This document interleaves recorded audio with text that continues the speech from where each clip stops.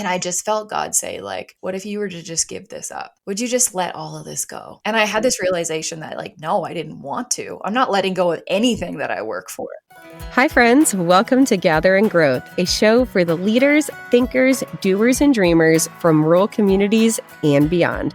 I'm your host, Emily Rushell. On this podcast, we defy expectations, bust through limiting beliefs, and ask the big questions to better understand this beautiful world and the people in it.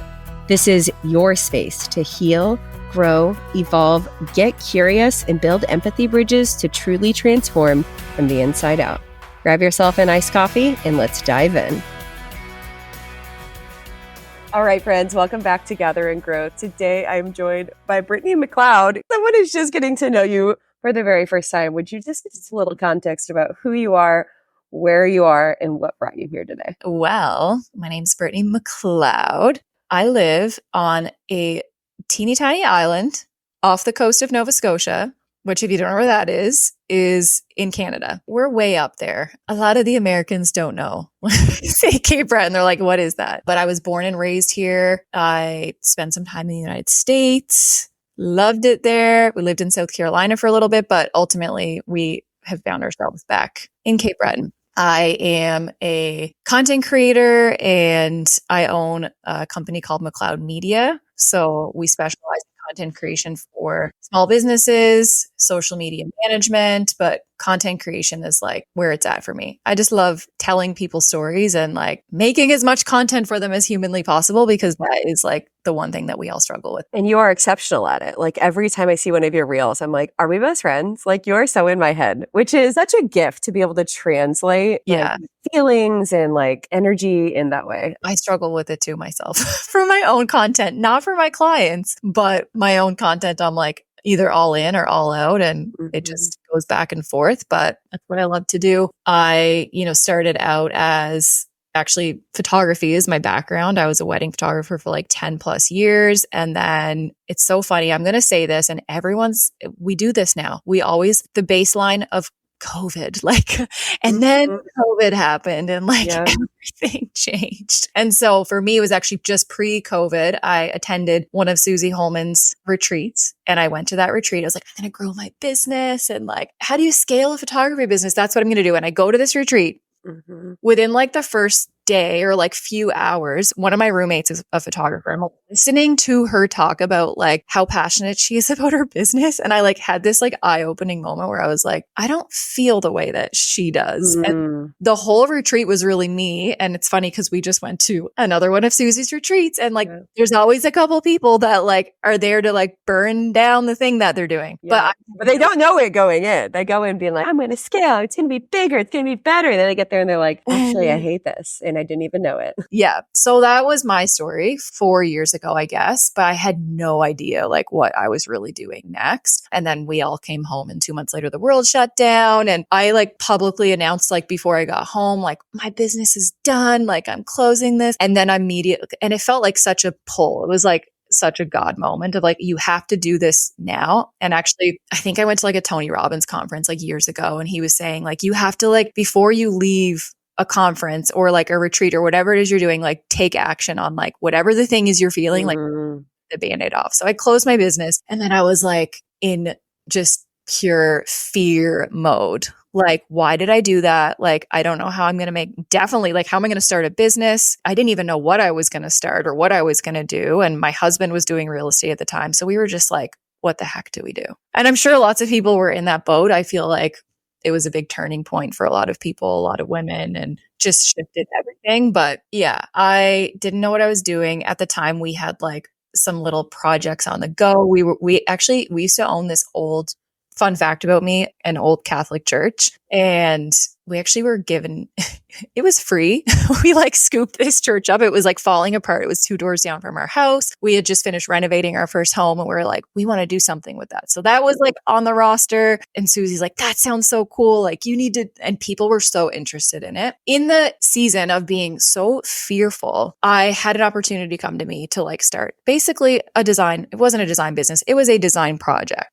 design, I feel like anything creative is like, I'm just into it. Like I love clothes. It's so hard for me to pick a lane. Like I love designing homes. I love renovating. I love putting outfits together. I love all of it. During that time, I was just like, okay, this thing came to me. This must be it. And so, rather than just saying, yeah, I'll take on this project and see how it goes, I like threw myself into it, like balls to the wall. And I was like, all right, we need something to do. You don't have a job. I don't have a job. This is a sign from the universe. Like, I'm going to be an interior designer. And I just like went all in on it. And it's funny how, we go through these seasons of like maybe when we're younger where we're like so fearless and like we jump in and then like it doesn't work out. And like there's a part of you that's like, I wish I had like done it this way, or like I wish I was like maybe a little slower to act. But then at the same time, it's like, well, sometimes it does work out and sometimes it doesn't work out. I spent a lot of time having to like heal from that because to fast forward, it did not work out. I'm like, I am not meant to work with the public. It was like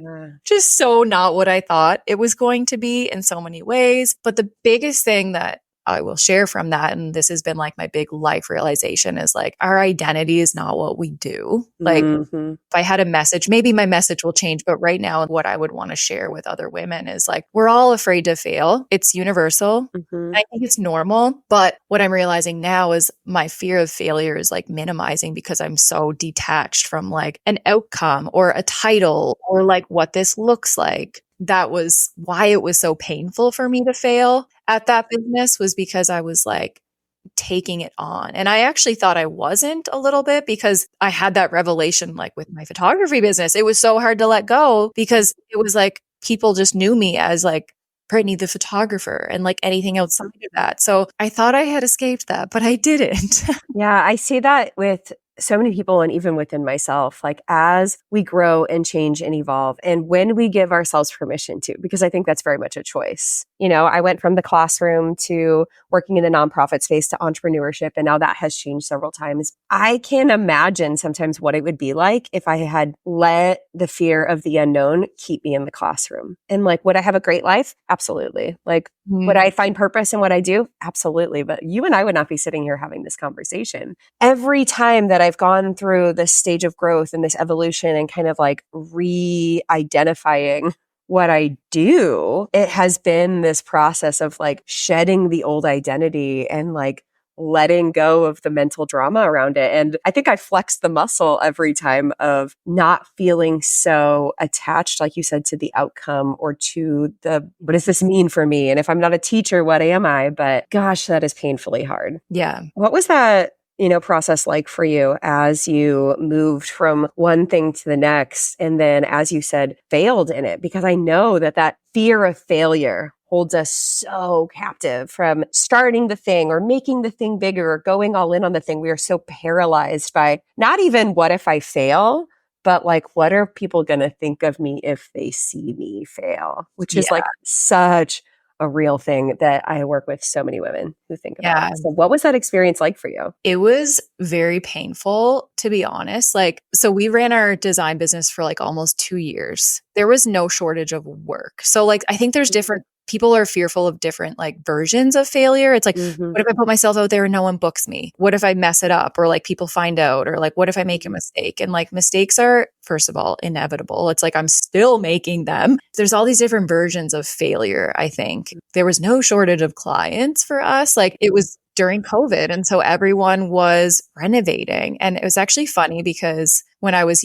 beating myself up over, I should have done it this way or should have done it that way. One of the things that I said was like, why didn't I just start a little smaller? But literally at the time, there was no option. Like people were building houses. People were like, they wanted these massive renovations. They didn't want to change out their curtains or decorate their living room. Like that would have been a lot easier for me. There's also not a ton of people like here doing that type of work. So yeah, we had so much work. We actually bit off more than we could chew. And I think I had this like, well, this would be my second business. Like I just kind of had this belief that I'm like, oh, I've already built myself to here. I'm just going to jump ship and do something else. So it's kind of like humbling, to be honest. And I did make a lot of mistakes. I made a lot of mistakes in my communication, like with my clients and like as to be expected. But it got to the point where I was so anxious And I was just living in constant anxiety. I mean, like I could not breathe most days. And I just told myself, like, this is normal. Like, this is what entrepreneurship is, or it's starting something new. Mhm. And so it was very intense. And how we, I guess, exited that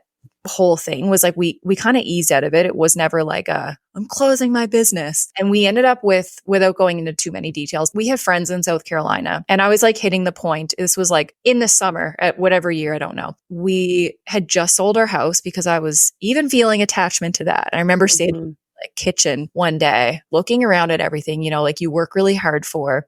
And I just felt God say, like, what if you were to just give this up? Would you just let all of this go? And I had this realization that, like, no, I didn't want to. I'm not letting go of anything that I work for. Yeah. We don't want to say that we're attached to those things, but like when we were presented with an opportunity, like sometimes we're like, nope, like I'm just going to hold my hands like this. I'm not, no, I have this thing. I don't want to let it go. And so most times it's because like maybe God wants to give us something bigger, or like there's a bigger opportunity for us, but we're not willing to let go. We had an opportunity to go down to South Carolina. I felt like it was my year of hiding and like healing. I didn't know how I was going to actually make that happen because we still had the business and, you know, we're doing consultations like left, right, and center. But it was this weird thing where we were doing consults all the time and it was like not booking any clients. And on one hand, I was so deeply relieved. On the other hand, I was panicking because I'm like, we need more work. But it's like, you know, we would talk to people that like we were really close to that like kind of mentored us. And they're like, maybe there's an opportunity that like, you know, something's going to open up. So, and,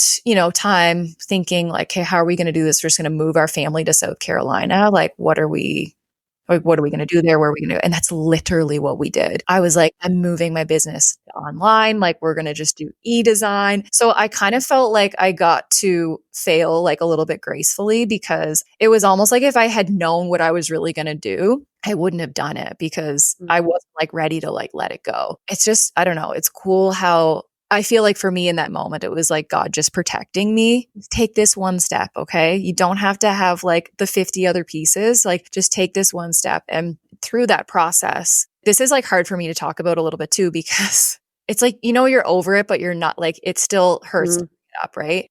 So when we left, we had so many rumors going around about us. It was just like gut punch, like stab to the heart, because you're like, where do people get this? And I will say this, okay, whenever I've heard a rumor about someone in the past, it could be the craziest thing. I would be like, well, there's got to be some part of that that's true. Right. Why would people just make that up? Nobody just makes that up. And I would literally like believe the rumor or the thing. And so that was a whole other like life lesson for me, because I was in this position where it was like, oh my gosh, like that is the failure. That's the thing I'm afraid of.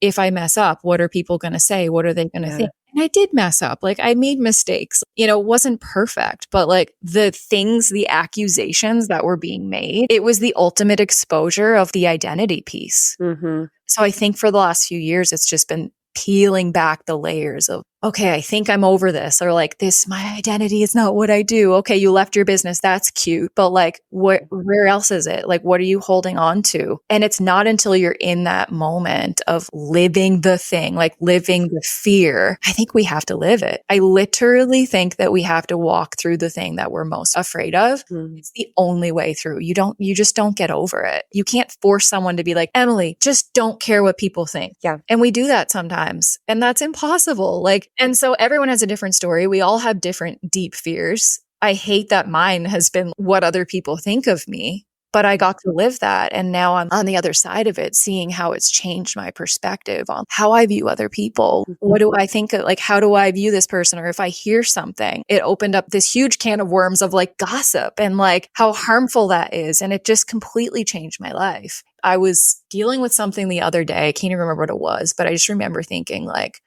I would so not be equipped for this right now in this moment if I did not experience that of like people saying the nastiest untruths about me. Oh my gosh. I feel like take a deep breath because it's so heavy. And I know it's that it's such a real fear. Well, and being in such a small community, that's a very real thing that a lot of the women who listen to this podcast deal with. Yeah. It's like, it's not just a pretend fear. It is like a very real thing. And yes, and gossip exists everywhere and what people think of you. But like in these small towns that we exist in and love, it's so different. It is so different. It is so intricate. And so what I hear you saying is like, I lived my worst nightmare and it was hell. And yet here I am. Yeah. And it's funny because I look back on it and I'm like, if I had found that information out before I left, I don't think I would have gone, because I would have been like, I'm running away or this or that. And guess what? That's what people thought. But like, I knew the truth. I literally remember landing in South Carolina and one of my like really close friends was like, I have to tell you something.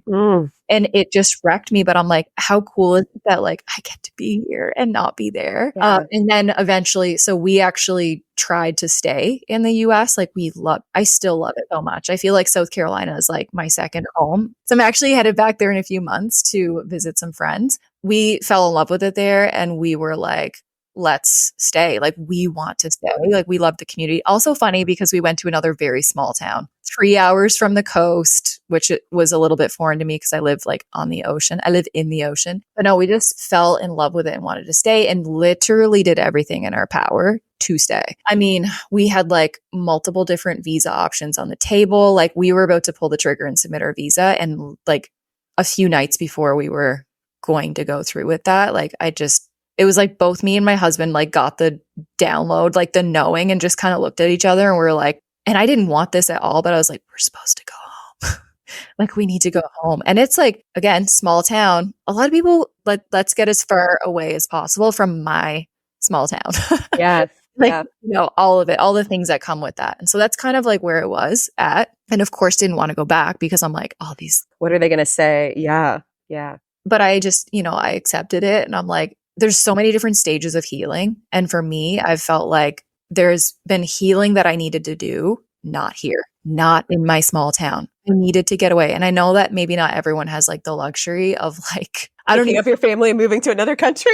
But honestly, I will tell you this, like, this is like faith, because we had no jobs. I didn't know how we were going to do it. Like we just did it and we did it. And so if you're feeling the pull to do something like that, then like, I just always tell people like, just freaking do it. Like you'll figure it out. That was like the most extreme. And it was a hard year, but it was also like the best year because it was like, I just needed it. And like, I think we know what we need like deep down and we just like don't do it. So anyway, if you're listening to this and you're like, I need to get out of my small town, maybe you need to do that for a season. Right. Well, and I think to your point, maybe it's not picking up and moving your family. Maybe it is anytime we leave and get perspective. That's why going to a retreat, for example, maybe it's like a 2-week, you know, RV trip, whatever. Like there is. Or a year, Emily. Or a year. Okay. But like, I'm trying to bring it down to realistic. If someone's listening going like, there's no way, there's no way. Okay. First of all, if there's a will, there's a way. But like, I think that there is a lot of healing power in getting out of your physical every day and what's bogging you down in your environment, in your house, in your town, on your farm, whatever that looks like, and like plunking up and like physically going somewhere that looks and feels different, especially like, I'm not saying go to like a tourist trap, or maybe it is, but like when you go and you are like immersed in the elements somewhere else. Yeah. And that's what it was for me because no one knew me. It wasn't like this, oh, I get to be somebody different. It was like, I can just be myself and can just be. That experience for me, it was like the first time I felt like I could be me and like be accepted by people because they don't have. And I realized I do this to other people that live in my small town. I, you know, have preconceived ideas of what this person's like or that person's or what like. they were like in high school. Yeah. And it's like, oh my gosh, that is so limiting and unfair to that person. And I don't want to be looked at that way. It's like we don't allow people to grow. We just stick them in this box. That was so life-changing for me. I clearly needed a year and a bit or however long it was because I was having a major identity crisis now. And I didn't want this to be like true at the time because I was still so hurt, but I'm like, I don't want to like heal there. Like, I don't want to be there. I don't want to like, I came home and I was working, the coach that I had at the time, we're like on our first call and I just like break down. I'm like, I just have to tell you, I didn't even want to go to the gym. Like there was like certain people I didn't want to like bump into. Yeah. There's like still a couple of those people. And I'm like, that I just haven't seen who said really nasty things about me. And I'm like, I don't want to come face to face with that. It's also just like awkward, you know? Yeah. Like, oh, you attacked me because I didn't live here. And now, anyway, so that is very painful. It's a very real thing. And that was my story. That's kind of like what I've been walking out, and now being on the other side of it, just not even being able to wrap my head around the fact that I'm like, I wouldn't want it to be any other way. Like I needed to, there are certain failures I think that it's like they're ours. Like we have to walk this thing out to like get to where we're going. There's going to be more. There may be a lot more for me. Like I know there will be, but I also think the sooner that you can do it, the sooner you can put yourself in those positions to fail, whatever that looks like, the easier it is. And then you start redefining what failure is. I don't even like saying failure anymore. Does that make sense? Absolutely. I think oftentimes we create this vision in our mind of what failure is going to be like. And what if they see me? And what if this happens? And what if this happens? And what if it all goes wrong? And then what I like to do is compare that list to like, what's the worst case scenario? And a lot of times, like people are living their worst case scenario and don't even realize it. So what if you take the leap and everything that you're afraid of comes true? Then what? Like, are you going to regret having tried or have done it? Oftentimes it's, well, no, because it's going to lead you to the next thing. Spectacular failure is just a lesson or a stepping stone that gets you further along the path to where you're meant to be. Like the work that you are doing now and the life that you have and the understanding that you have and the mindset that you have was nurtured in these moments of despair and confusion and chaos, and then healing and new awakening and understanding. Think of all of the people that you've met and the relationships that you've built and the experiences that you've cultivated by following those clues as they came and jumping into the unknown with bravery, not having it all figured out. Like, we're going to move to South Carolina. I don't know what we're going to do there for a job. I don't know how we're going to make money. I don't know what it looks like to move a family to a whole nother country, but like, I just feel, and that's where something that just keeps blaring back to me is like, how do we get women more in touch with their intuition? Because like you said, we know what we want. We have those gut feelings and we either follow them or like push them further back down. Yeah, 1000%. So what was it like coming back home then? I mean, I was happy to see my family, but I feel like I lived in isolation for a while, and mostly because of my location, like where I was. That was difficult too. Like we moved back home and like lived with my in-laws in their beautiful basement apartment on the water. It was like the nicest spot ever. But again, you're still living with your parents and we weren't really near anybody. And I'm also grateful for that because again, it was like I had space. It's what I needed. I didn't need to be around all these people or whatever that looked like. And I think that, you know, when you leave somewhere, and this isn't the first time I've left home. When I first got married, my husband and I moved to a different province and we were gone for like 2 years. And I remember coming back and being like, it's not the same. But it was such a shock. It almost hurt me because I was like 9, I was 20, 21. So I have the understanding now that no matter when you leave or where you go, when you come back, you're not the same and other people are not the same. And like relationships will change and, you know, people change and people move away and it is just not the same. And I think that's always a hard adjustment for someone leaving like their small town because it feels the same when you're there, like when you don't leave.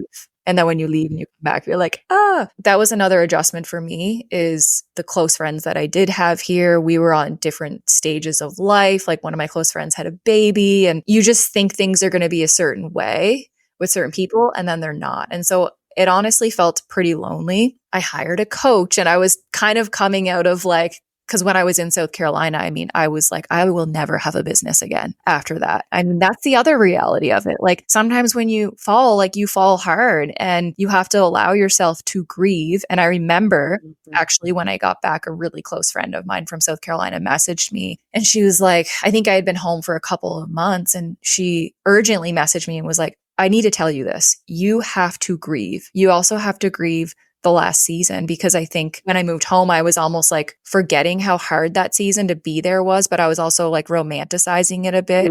I wanted to be there so bad. And she was like, you just have to grieve. Like you were in a season of grieving. And that's what I did. I think probably for like a year. If you're an entrepreneur, you're an entrepreneur. Like It doesn't matter like how many times you fail or mess up, you're going to find your way back into something else. And that's what happened for me. It did take me a year because I was like, I can't even imagine putting myself out there again. I don't even want it, which was also very healthy for me because I think in my design business, like as I told you, I just went balls to the wall. And we also started a second business. I was like, I'm going to do like a shop too. And like we invested so much time, so much money. And I'm like, I'm going to make it look this way. It may not be thriving yet, but like it's going to look like it's thriving. And like that was where my head went. And I'm like, that was totally for the wrong reasons. Like, and I think it was just, my pride being like, starting over again. Like I have to make this look good if I'm leaving my business and doing something new. To answer your question, it was definitely very lonely. And it was like another totally different way of healing. I felt like it was just being more by myself. In a sense, my best friend actually ended up moving in with us for the winter. She like lived upstairs and we lived downstairs. We continued our podcast together. So it was good, but it was just a very, very different season. And I didn't really connect with many people. And to be honest, we actually just moved out of that space like 2 months ago. And like my husband said to me a couple weeks ago, he's like, I think you've hung out with more friends this week than you have like in a whole year last year. So it's funny how things change. Yeah. What I see in your story is also like having peace around the seasonality of life. Yeah. Which is something I've been really curious about lately. I think for so long we've existed in this hustle culture, whatever, that's like always do, be, produce, be on, high energy, like always, be productive and like get it done. And what I see in what you're sharing is maybe it didn't feel like it at the time, but now looking back, like recognizing the safety that there was in these different cycles, in these seasons of like, there was this high output and then like this time where you needed to come down and turn inward and heal. And then like even moving back and that looked a little bit different. And it was still like all formulating and coming together. And that is something I've experienced in entrepreneurship more than any other job that I've ever been in, because in entrepreneurship, it is you in your business.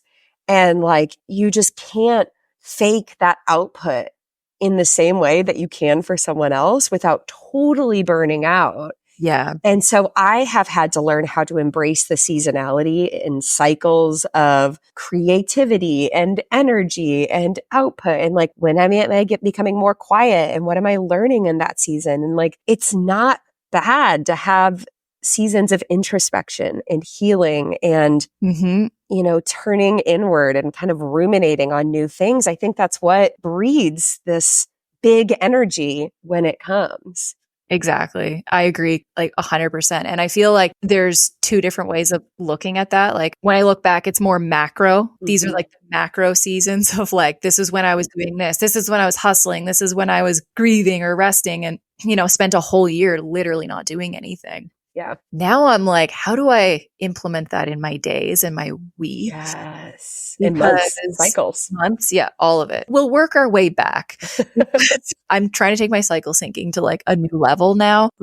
It's kind of hard to wrap your head around when you have been told one thing about your cycle. Like I just had conversation with like 2 or 3 people this week that they didn't know what the luteal phase was. And they just know menstruation and ovulation. They don't know anything else. And so that's a whole other thing we could talk about, which we won't get into, but we can, because I am so in it right now. It's like, how did I exist so many years of my life not having even a basic understanding of how my body worked? Yeah. Like, I actually just want to burn everything down and think that everyone hates me every single month at the exact same time. And I didn't think that there was a connection between that. No, I just thought it was crazy. I know. I remember being newly married and like my husband being like, I think you're going to start your period. He doesn't say that anymore. He's like leaned into the beauty of it as well, because it sucks when you're just told you're like crazy. And then like you're told by whoever, parents and I don't even think my mom told me this necessarily, but like maybe just society that like when you get your period, it's like a terrible time. Yeah. You should dread it. And I'm like, my daughter is not at that stage yet, but she's right around the corner. And I'm like, I actually want to celebrate that with her. So it is scary and it is a change, but like, how do we make this actually a happy thing? Because stepping into a new, what's the word I'm looking for? You know what I'm trying to say? Evolution. Yeah, absolutely. you're not a little kid anymore. You are a woman. You are growing into a woman. Mhm. These are all the wonderful things that come with it. We are not taught that. So I think that's why we're like, No. Yeah. Well, and I think that can start so young. And that's just not the reality that I think our generation existed in. It's like we were given the period talk at school and thrown some pads and said, like, good luck, this sucks. No, like, even at the ages my kids are at, because anyone who's a mom here knows that, like, you're trying to put a tampon in and your kid's like, what's going on? Like, is there blood everywhere?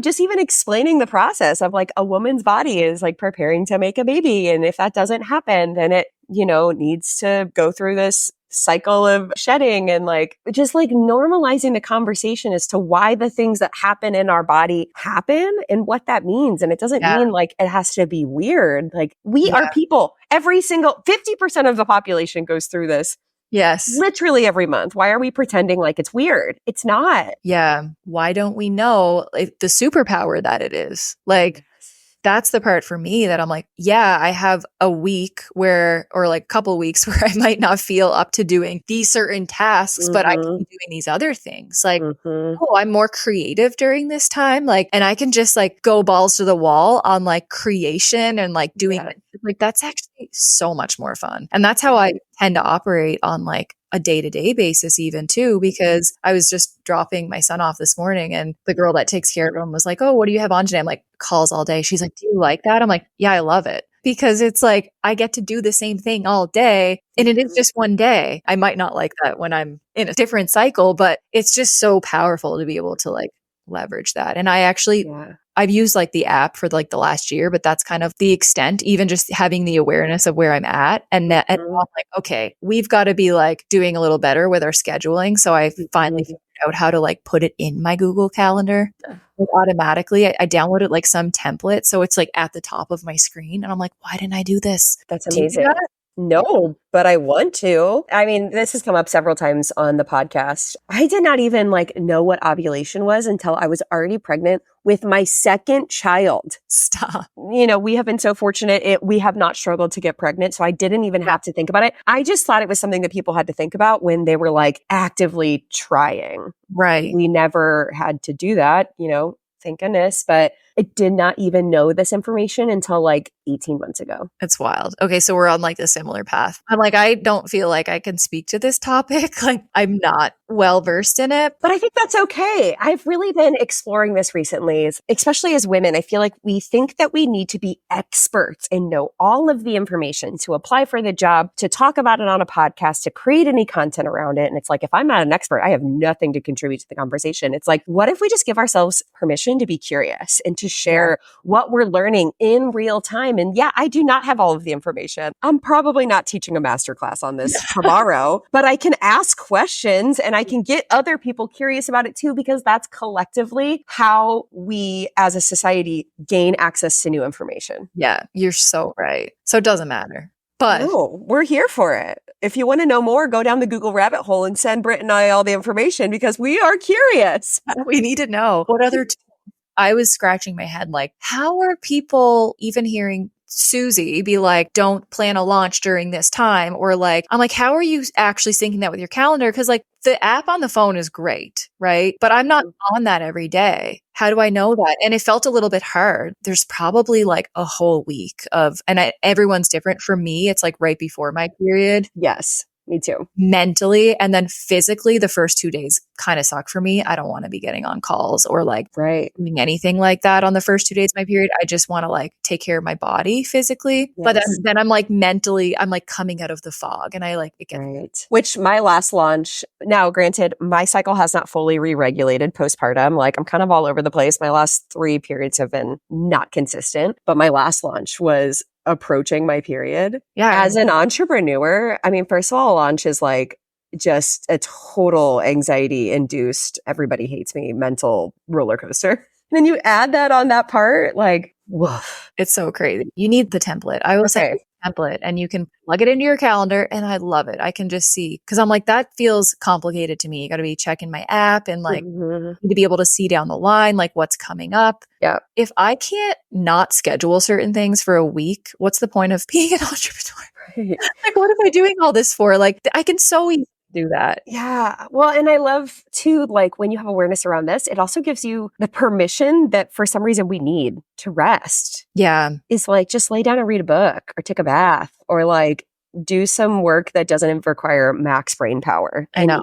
Just going back the cycles of the year and the season and the month and the day of like, when we're looking externally at nature, like things are not blooming all year long. No. We are not harvesting all year long. My husband said to me, not even the tropical flowers are in bloom all the time. I just want to live in the heat. Like, Yeah. I was driving in my car this morning. It's a nice summer day. It's going to get hot today. I've got the heat on and I'm in a dress. Like, you see what I'm wearing. So it's obviously warm enough to be wearing this, but I'm still cold. And I'm like, I just want to go to like, I don't even care where, like, take me to Florida, Costa Rica, wherever. I just want like warmer weather. And he's like, was his line to me. He's like, even the tropical flowers, even the flowers that are like in the heat all the time, even they don't bloom all year round. So, but yet for how long have we expected people, women, entrepreneurs to be blooming all of the time? Like that is the arbitrary benchmark of success is I need to be always making money. I need to be always being productive. I need to always be building new connections. I need to always be producing the best content ever. Yeah. And it's exhausting. It's so exhausting.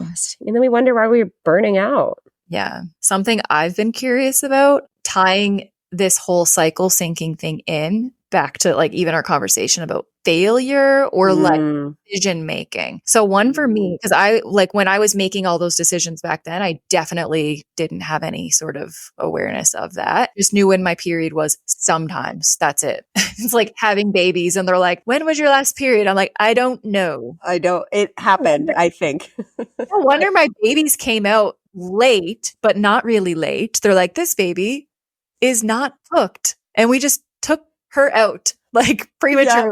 Like, yeah, because I didn't know when my freaking period was. Anyway, it makes me wonder, like, what sort of decisions? I'm like, where was I at in my cycle when I made that decision?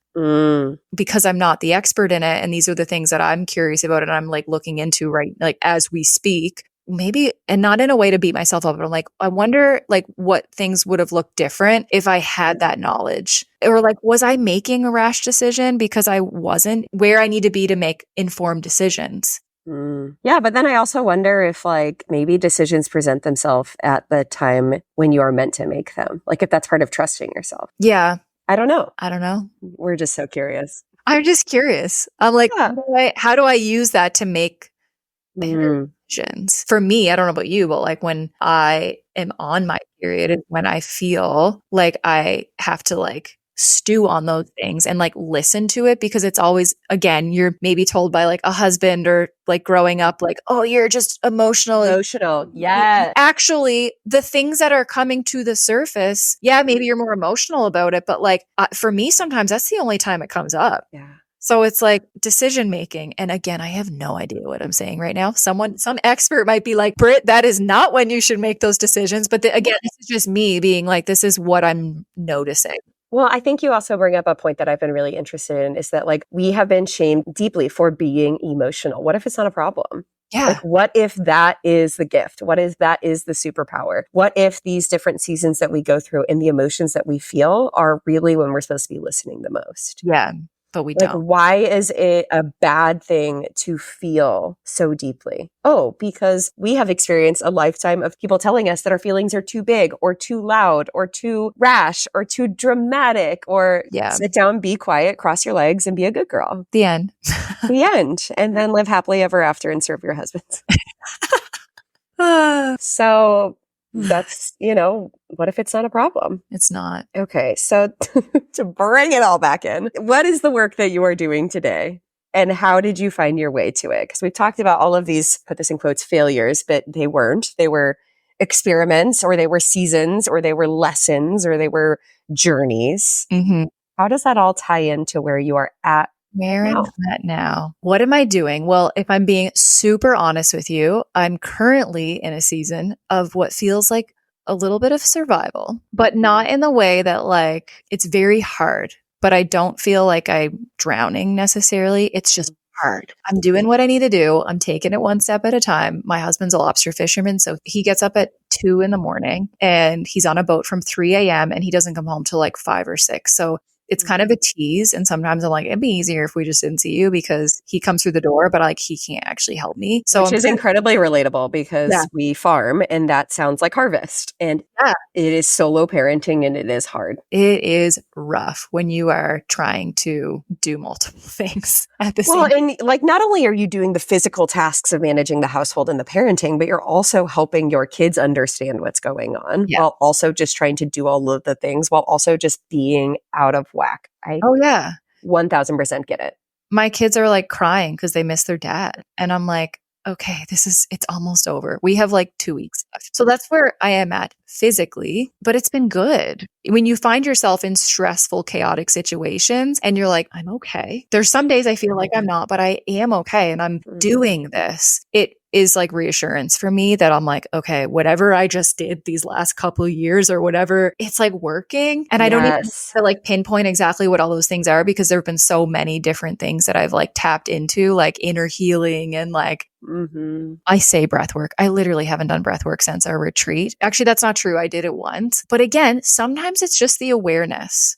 And like the same way that I've brought an awareness to my cycle, that awareness did not really go past me just simply knowing when my period was. I sat in that for a year and I'm like, I'm cycle syncing. Actually, I probably wasn't really, but it was the first step. Yes.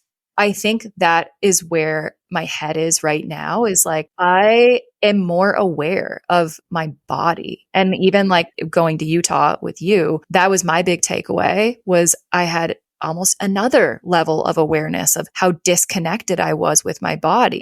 I don't feel like I'm doing anything crazy other than just like when I feel myself start to be like, because I don't ever want to go back to what I felt 2 years ago of not being able to breathe. Like I refuse. That is not a normal thing. So if you're experiencing that, I'm like, no, that's not normal. Yes, entrepreneurship can be stressful at times. You can deal with hard things, but like there is a difference between like being anxious about something and like having crippling anxiety every day. So that was a red flag for me. I'm like, I'm not going back there. We don't need to do that. I'm like constantly reminded how surprised I am how many people just exist in anxiety all of the time. 24/7. And I'm probably like, way to rank myself out of a scale of 10, I'm probably a little bit higher than I would even like to admit because we're in like, because I know I'm in that season of like, you're just kind of trying to get through the day, going through the emotions. But I'm like, okay, I'm at least aware of it. And that makes a big difference because if you don't have the awareness, then you're not going to be able to do anything. And so that awareness for me last week looked like hiring a cleaner. Yes. Why am I not doing this? And you don't have to commit to like having a cleaner every week if that's not in your budget. But what if you just, what do you need right now? And I think that is like my big thing. The conversation that I'm having with myself is what do I need right now? And like that can change. I don't know if I shared this on here.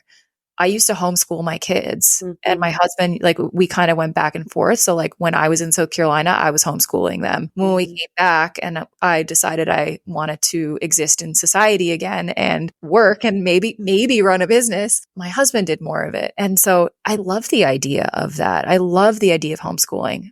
We're in a season right now where I'm like, that ain't going to work for us. Being honest with yourself, I think, is one of the hardest things to do. Sometimes we think we're being honest with ourselves, but we're not. But like being honest with myself and asking myself, like, what do I actually need? Because sometimes for me, it's like, I need to be on my computer more. I need to be reaching out to more people. I should be doing this. I should be doing that. It's just not going anywhere. Yes, life is short.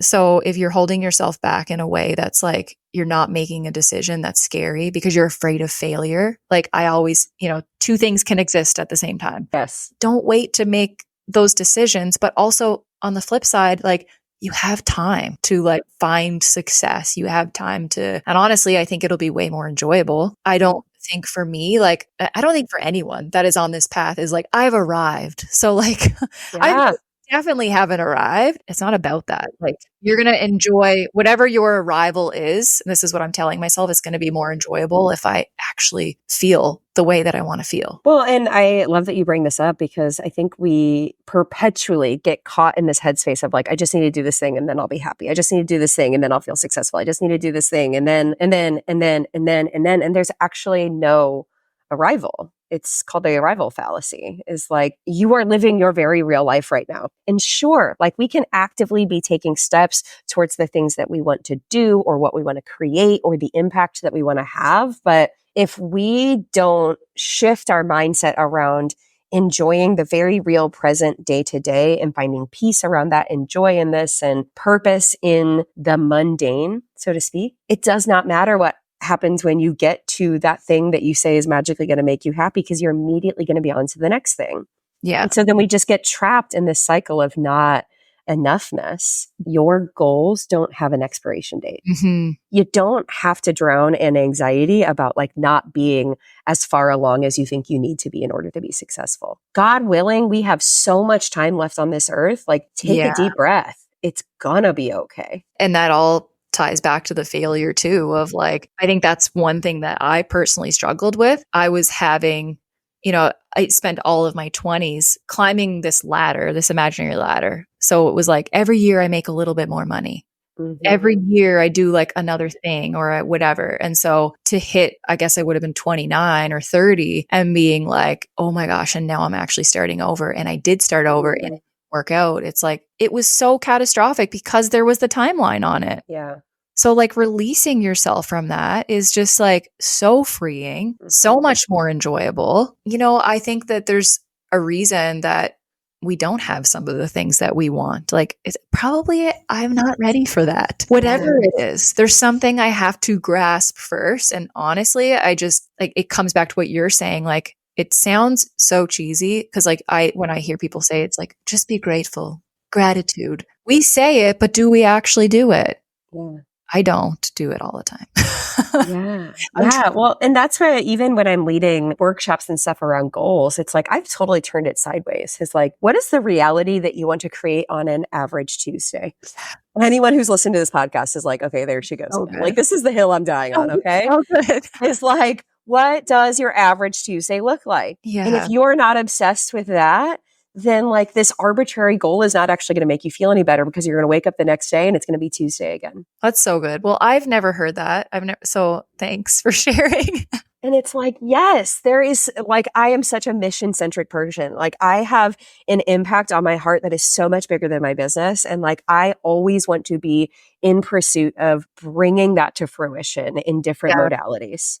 Yeah. But like, I have to check myself and like, what is the vibrational state that I am living in? How am I nurturing my relationships? How am I nurturing myself? How am I taking care of my body? Because this is the meat suit that I exist in, God willing, for as long as humanly possible. I need to do that alongside all of these external things, because I have chased all of the things to gain the approval and to get the thumbs up and to look good and to feel good. And like, that is truly when I hit rock bottom. Yeah. Within myself.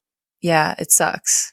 I love that. I love the Tuesday thing. If someone imagined, say, their ideal Tuesday, like 20 years down the road, even what they're imagining is probably already what they're living now. It's like, I want to be able to do things with my kids. It's like almost this very well-rounded life that they're describing, but they feel like in order to get there, they have to like make it to the top of the mountain, make X amount of dollars first, do all of these things, and then they get to do that. And it's like, well, actually, you can do that right now. Yes. This was like such a relief for me because I wanted to homeschool, but I knew I couldn't do it. It just wasn't adding up in this season. And that might change next year, but right now it's not. And so the school that we're sending them to is just down the street. Like we live on the street, which is amazing. I get to like walk to the bottom of my driveway. I walk them to the bottom of the driveway and like put them on the bus. Like I don't have to go anywhere, which is like maybe other people do that, but I've never had that before. My kids have always had like an hour commute to school. Mm-hmm. So this has just been like such a blessing. Anyway, their school is finished at 1:45. I had a couple people be like, oh, that kind of sucks. Like, because, like the other schools, they don't get out till like 3:30. They get home. It's almost 4:00, which school is like childcare for people. Right. And I'm like, when I'm in the thick of it, I'm trying to get my work done. I'm like, shoot, like that's the whole day. That's the time that I have. And like, but I want to have more balance because I wanted to homeschool them, but I couldn't. So this is actually perfect. And I should be like, not should be, I want to, this is what I want. I'm already living what I want to be, do the work and then go pick my kids up and like actually be with them, which I haven't lately because I'm just trying to do, I'm on the hamster wheel, but like, Right. anyway, I just thought of that as like, wow, that is such a good example because I'm Right. literally Well, already doing those things. and I think people like you and I, like, we can see the big vision, right? And it can feel so defeating to be like, I'm not there yet. None of these things can be true because I haven't done blah, blah, blah, blah, blah, blah, blah. And a lot of times when I break down the big vision, or you, like you said, like that 20-year goal, like what do you imagine your life looking like when you look back on it or in 20 years? It's like, okay, what pieces of that can you actually extract tomorrow? Yeah. Like, because yeah, there are some things that like take time and tenacity to bring to fruition, but a lot of those feelings, like you can recreate in the life that you are existing in today. 100%. If you want to wake up feeling peaceful and purposeful and like pouring into your relationships and having a healthy body and like blah, blah, like all of that can actually happen now. Yeah. I don't actually need a house that's double the size to feel that way. Yes. Yeah. Yes. And in fact, like the more we reverse engineer and like creating the feelings we want to have now and the way that we want to experience the world and the realities we create, we immediately open up the path of least resistance to these other things we want to bring into fruition.